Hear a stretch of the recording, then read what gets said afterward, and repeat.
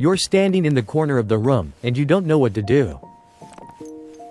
His collar is still lying there, exactly where you last wore it.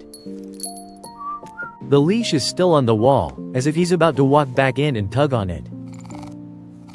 His bowl is still on the floor, half filled with water from 2 days ago.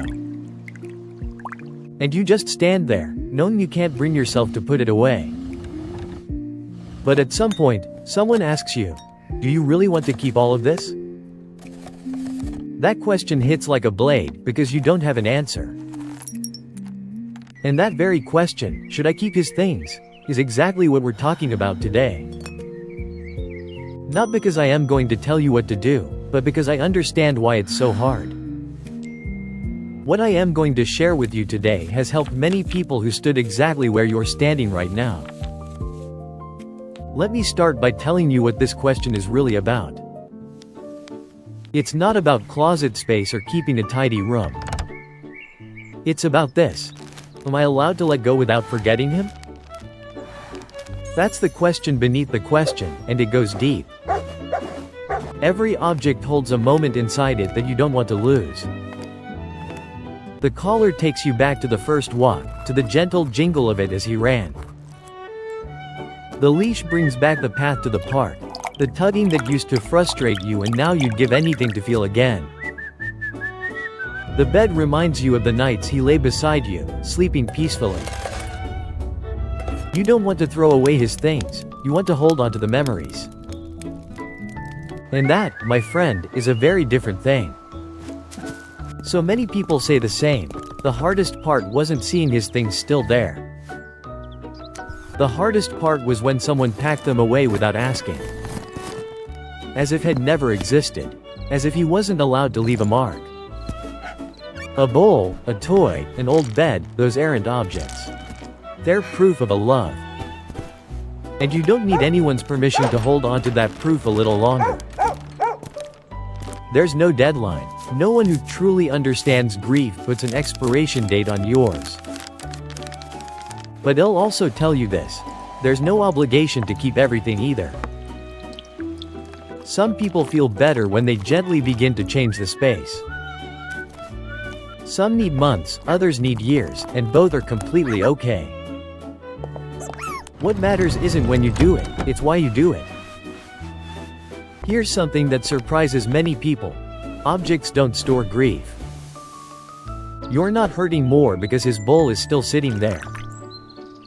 You're hurting because you love him and he's gone, and those are two very different things. If you put his bowl away, neither he nor your love for him disappears with it. The memory doesn't live in the object. It lives in you, deep, safe, and always there. That means you can let go without forgetting. It also means you can hold on without clinging. It's not about the things themselves, it's about what you need right now. And only you know that. Not your friends, not your family, only you. Grief isn't a project with milestones. It's your own personal journey. I want to tell you about a woman I know. She lost her Labrador after 14 years together. For 3 weeks, she didn't touch his bowl. His leash stayed on the wall. Her son wanted to help, so one evening he packed everything into a box. She didn't cry from sadness, she cried from anger, because nobody had asked. That anger comes from this. Grief needs control when everything else feels out of control. The decision of when to touch his things belongs to you and you alone. Don't let anyone take that decision from you, not anyone. Maybe you're wondering now, but what if I keep everything and it doesn't get any better? That's a fair question, and I want to be honest with you. Some people kept every little thing for months and found themselves unable to move through their grief. Not because the objects were to blame, but because they hadn't yet accepted that it was over. Grief needs a moment, at some point, when you say, yes, he is gone. Not because you want to forget him, but because you want to find yourself again. That's not betrayal. That's the most courageous step you can take.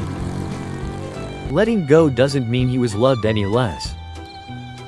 It means you are ready to keep living with his love, even without his things. And nobody reaches that place on a specific day. It happens when it's time. Let's talk about something else. What do you do with the things you are ready to let go of? Many people find comfort in passing them on. Giving his old toys to a sheltered dog who needs something to hold on to right now. Gifting his leash to someone who just brought home a new puppy. That way, a part of him is still out in the world, not just as a memory, but as something living on. For many people, that feels right. It builds a bridge instead of closing a door. Others keep everything and place it in a beautiful keepsake box, to open only when they want to.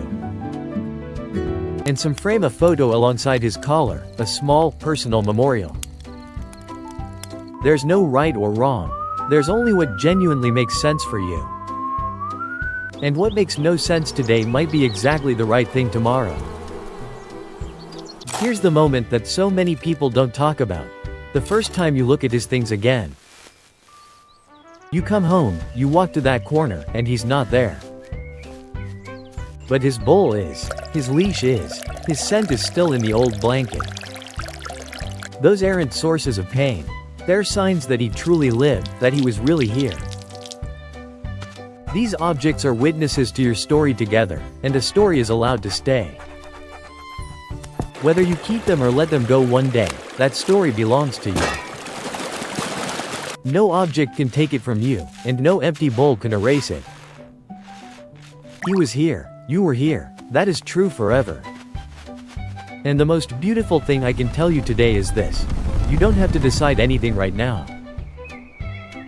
Just let his things be there, for as long as you need them there.